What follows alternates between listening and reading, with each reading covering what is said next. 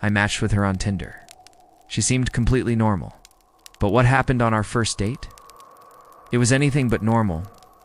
By the end of the night, I was running for my life and I still don't know her real name. This happened last year. I was living in San Diego, single, 28 years old, working remotely as a freelance graphic designer. Dating apps weren't really my thing, but boredom mixed with a few shots of tequila and some solid peer pressure from my roommates made me download Tinder again one Friday night. I didn't expect much. Most of the time, I just swiped out of habit, but then, there she was. Her name was Riley. Blonde, maybe mid-20s, with bright green eyes and a smile that looked almost too perfect.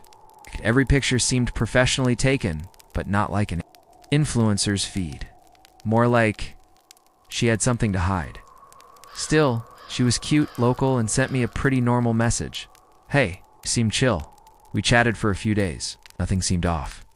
Her responses were witty, casual, and she even joked about how most Tinder dates feel more like awkward job interviews.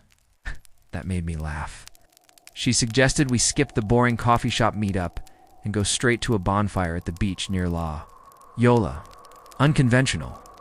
Sure, but I've done weirder things. Plus, meeting someone at a public beach felt safe enough, right?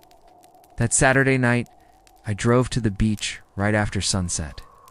The bonfires near Loyola shores are usually packed, but that night it was eerily empty. A light fog rolled in from the ocean, making everything hazy and surreal. I parked and spotted a small flickering fire in the distance. As I walked closer, I saw her sitting alone, hoodie up, hands stretched toward the flames. She turned, smiled, and waved at me. "Hey, you actually came," she said. "Yeah," I replied. "Didn't expect it to be this empty." She laughed. That's why I picked it.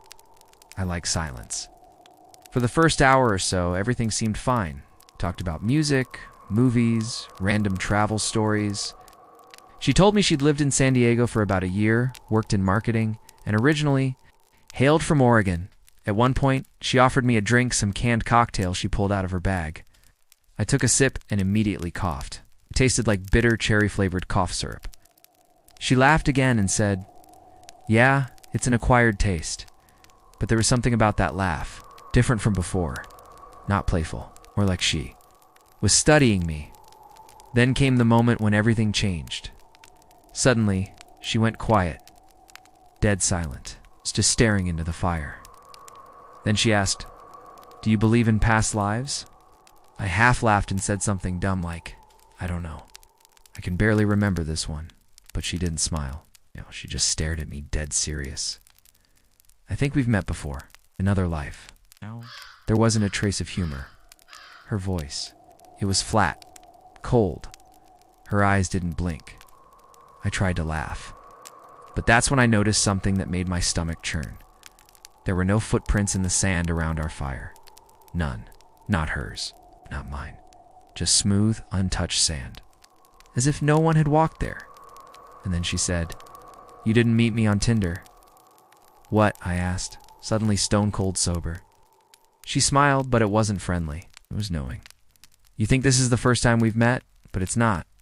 You found me again, like you always do. Only this time it's different." I stood up. My instincts were screaming now. I asked if she was messing with me, but she didn't answer. Instead, she pulled something out of her hoodie pocket and placed it in the sand next to the fire. It was a small leather-bound notebook, old, worn. She flipped through it slowly until she landed on a page and showed it to me. My name, my birthday, written in handwriting I didn't recognize, and then photos, printed and glued onto the pages. Photos of me. Some were from my Instagram, but others were moments I know I never posted. Me walking to my car, me waiting in line at a taco truck. One of me sleeping, taken through the window of my bedroom. I froze. She whispered, "You always forget, but I always remember." I stumbled back, nearly tripping over the edge of the fire pit. I started running toward the parking lot, but when I turned around, she was gone, just vanished. No footsteps, no sound, only the fire still burning. When I reached my car, I locked the doors, my heart pounding like it was trying to burst. Out of my chest, I drove home shaking. Didn't sleep that night. The next day, I went to report her profile on Tinder, but it was gone. Not unmatched, just deleted. Worse. I checked my DMs. No messages. No Riley. As if she'd never existed. Weeks passed. I tried to forget. Told myself it was some elaborate prank. Maybe I'd imagined the whole thing. But then, 3 weeks later, I got a letter. No return address. Inside was a Polaroid. Me standing next to my car that night at the beach. In the corner, faint handwriting read, "I told you we'd meet again." I never went back on Tinder. I changed my number, moved to a different part of town. But sometimes, late at night, I swear I see a figure standing across the street, just out of reach of the streetlight, watching, waiting. If I've met her before, I hope I never do again. Be careful who you meet online. Not every swipe leads to love.